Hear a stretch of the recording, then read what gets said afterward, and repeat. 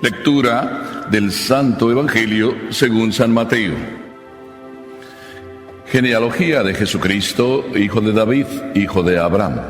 Abraham engendró a Isaac, Isaac a Jacob, Jacob a Judá y a sus hermanos. Judá engendró de Tamar a Farés y a Sara, Farés a Esrom, Esrom a Aram, Aram a Aminadab, Aminadab a Nasón, Nasón a Salmón, Salmón engendró de Rahab a Boz, Boz engendró de Rut a Obed, Obed a Jesé y Jesé al rey David.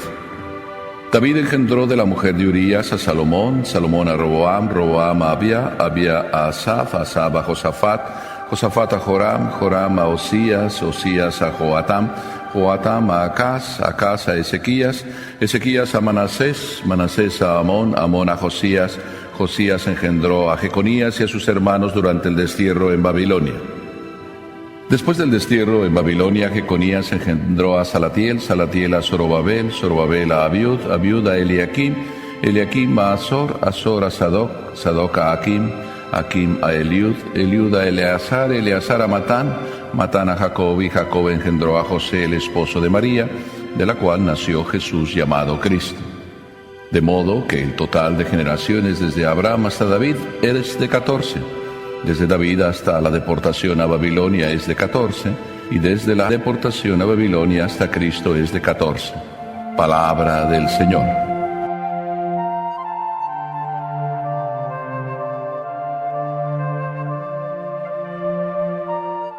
Probablemente a ustedes les pase lo mismo que a mí. ¿De qué va a hablar el Padre? Porque nos dijo un trabalenguas.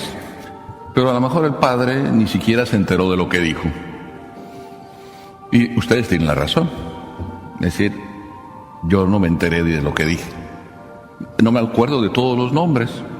Pero ¿verdad que sí se acuerdan que son 14 y 14 y 14? Vamos a multiplicar a ver si con eso sacamos cuándo es el fin del mundo.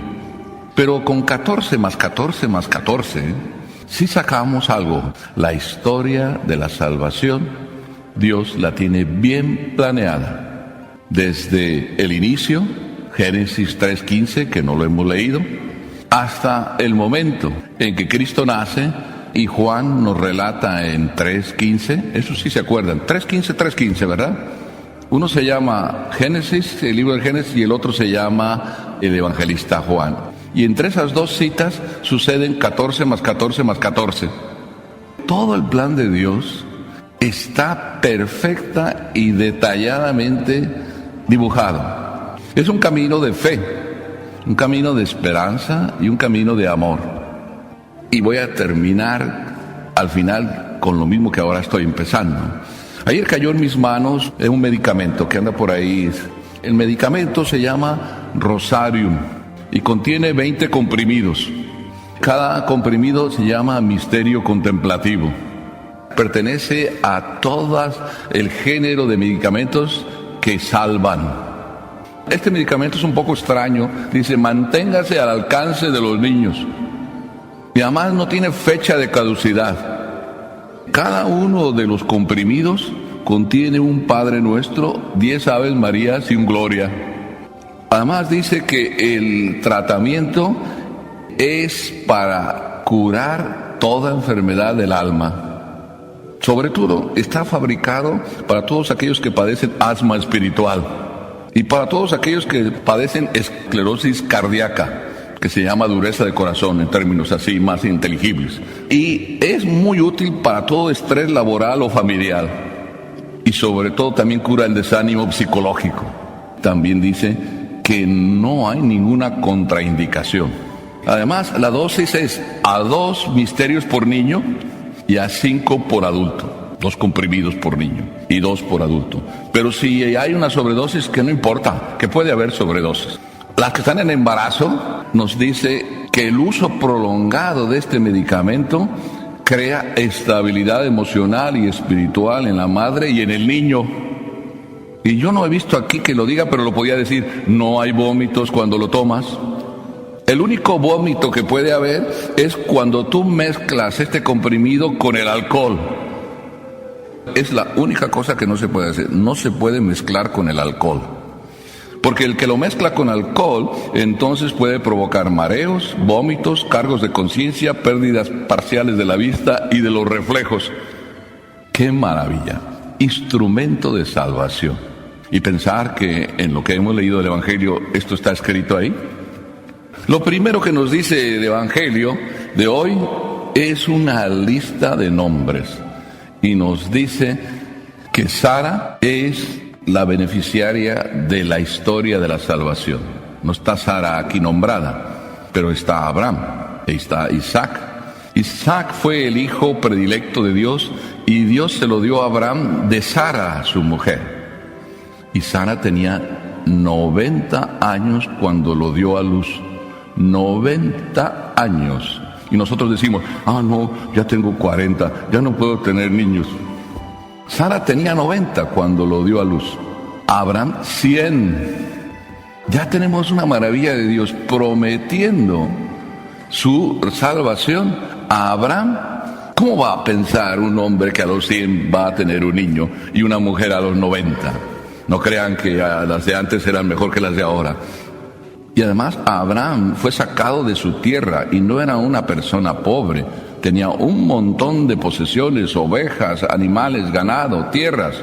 Lo sacó de su tierra para llevarlo a otra tierra, diciéndole, esta es la tierra de la salvación. Y así como tú dejaste tu tierra, yo te haré rico y de ti haré un gran pueblo. Y ni tenía hijos. Y Abraham creyó. Y después de no tener hijos, y Dios estarle prometiendo, le da un hijo y en la vejez. Pero resulta que después Dios lo pone a prueba y le dice, sacrifícame a tu hijo, al heredero, al hijo de las promesas, a Isaac. Y Abraham ni siquiera dudó. Y se van los dos y los siervos que le acompañan para subir al monte y sacrificar a Dios una ofrenda que el hijo no sabe cuál. Isaac lleva encima la leña y atrás vienen los otros siervos que le acompañan. Y en un momento dado Abraham le dije, quédense aquí ustedes que yo voy arriba a sacrificar, espérenme aquí, luego volvemos después del sacrificio. Y van subiendo Isaac y Abraham y de repente el niño dice, papi, tiernamente, ya tenemos la leña y el fuego, ¿dónde está el sacrificio? Imagínense cómo sintió Abraham esas palabras en su corazón. Un hombre de 100 y más años, que le dice a su hijo, papi, ya tenemos el fuego y tenemos la leña, ¿dónde está el sacrificio? Y Abraham dijo las palabras mágicas, Dios proveerá.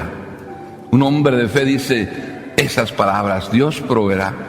Como se le revolvía, igual que se me está revolviendo a mí el corazón y se me revuelven las entrañas, porque hasta las entrañas se me vuelven corazón y se me pone a temblar nada más oír eso, las palabras zumbar en el corazón de Abraham y responder a Abraham con esa ternura, Dios proveerá. Eso es tremendo.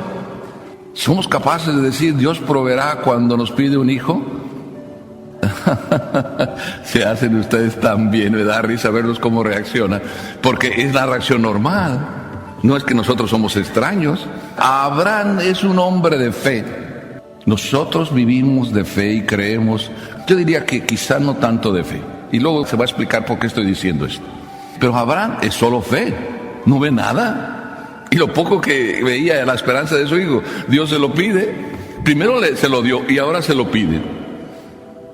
¿Cómo Abraham puede ver que habrá una descendencia sin poderse contar de él cuando le pide al propio hijo? Y cuando dice Dios proveerá, lo dijo seriamente. Él no sabía cuál era el plan de Dios. Y cuando ya colocaron la leña y el fuego y ya le echa encima la espada para matarlo, el ángel le detiene su mano y entonces le dice, Abraham, veo que crees, es suficiente.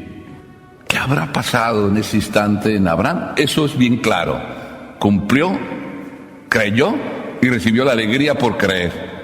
Pero ¿qué habrá pasado en Isaac? Estaría diciendo tristemente, papi, ¿qué haces? ¿O es que el que tiene fe transmite la fe y el hijo también estaba diciendo, Dios proveerá? Lo cierto es que Abraham, un hombre de fe, le enseñó a su hijo también que hay que tener fe.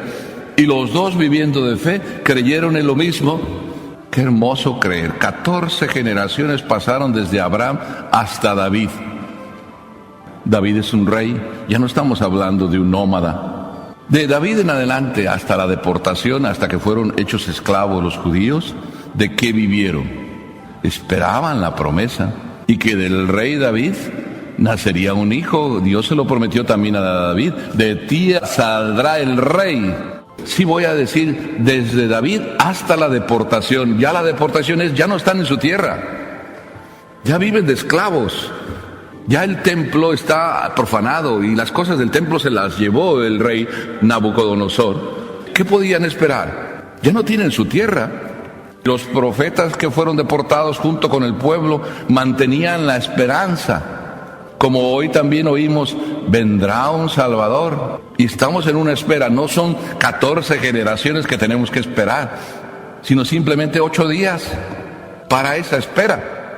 Vivimos como ya cómodos, como que ya se dio.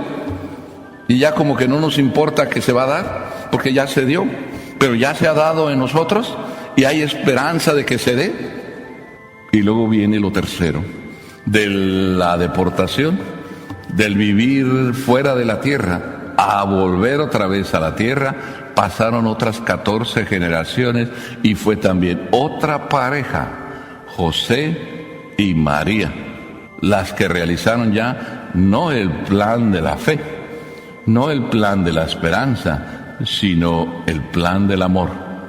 Porque cuando ya se tiene al Salvador, ya no se necesita creer.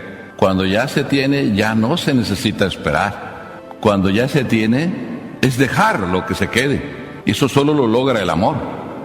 Es el amor el que nos hace vibrar con el que amamos.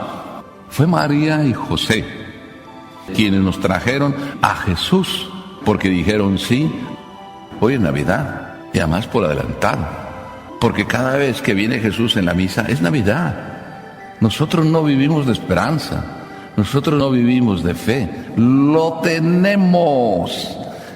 Y solo lo que se tiene se llega a amar cuando se conoce que lo tiene. Pero si lo ignoramos, reflexionemos que desde Abraham hasta José y María fueron exactamente 14 más 14 más 14, porque el amor de Dios se cumple perfectamente. Pero nosotros vamos a dejarnos amar por Dios para que se cumpla en nosotros perfectamente. Lo dejo así en pregunta. Y vamos a prepararnos en estos 8 días que nos quedan para que perfectamente se cumpla el amor de Dios y venga a nuestra vida. Lo dejo en pregunta. ¿Y qué tenemos que hacer? Lo dejo en pregunta. ¿Y qué vamos a ir haciendo todos los días? Lo dejo así. Porque para el que ama, toda pregunta tiene respuesta. Amén.